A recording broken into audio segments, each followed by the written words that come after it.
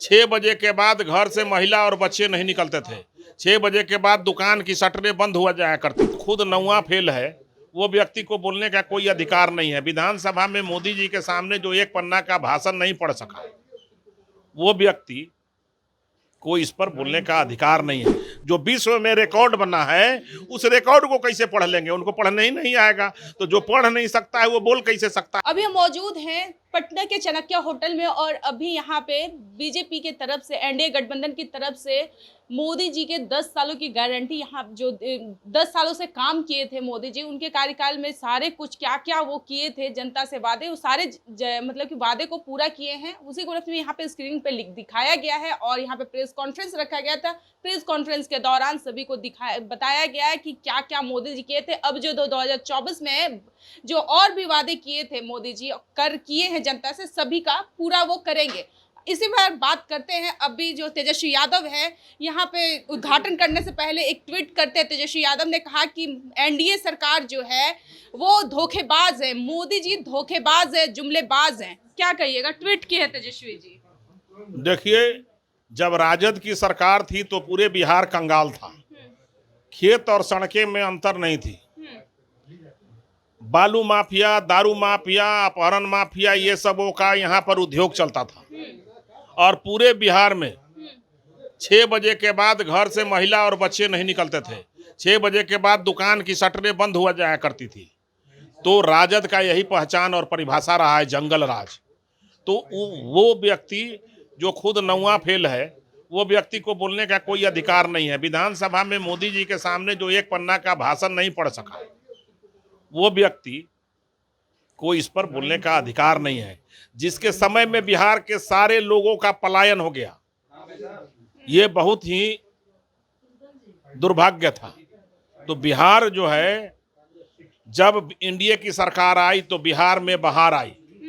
बिहार में सड़कें बनी, बिहार में कानून व्यवस्था समझ में आना चालू हुआ, बिहार में दवाई, पढ़ाई, घर, मकान, बिजली और अनाज मिलना चालू हुआ।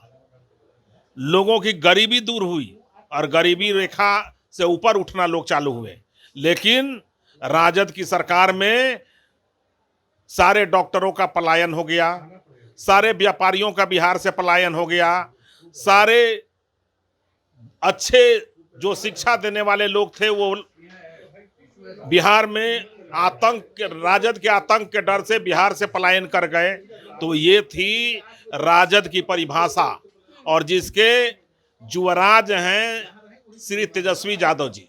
लेकिन अभी देखिए, आप लोग मीडिया सेंटर का भी उद्घाटन भी नहीं है। उद्घाटन होने से पहले उन्होंने ये ट्वीट किया कि 10 साल में मोदी जी जो जुमलेबाजी किए, वो गारंटी के नाम पे जुमले किए, वादा जो किए वो वादा से ही मुकर गए, कोई भी वादा पूरा नहीं किए। फिर से वो 2024 में लेके आ गए कि हम ये करेंगे, वो करेंगे।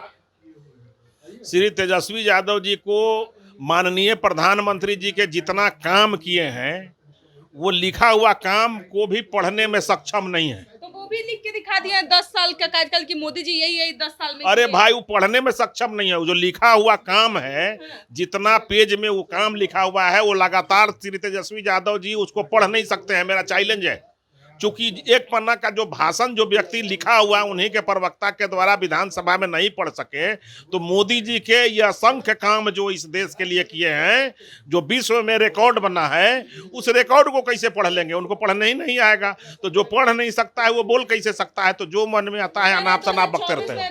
एनडीए सरकार खत्म है, साफ है। अरे भाई, तो इसी के चलते ना लोकसभा में एक भी सीट उनको नहीं है। मोदी जी का जो सीट है पूरे देश में 400 पार रहेगा, जिसमें बिहार 40 का सहयोग रहेगा, और 40 जो सीट रहेगी वो सारे 1 लाख से ऊपर बहुमत से जीता हुआ रहेगा।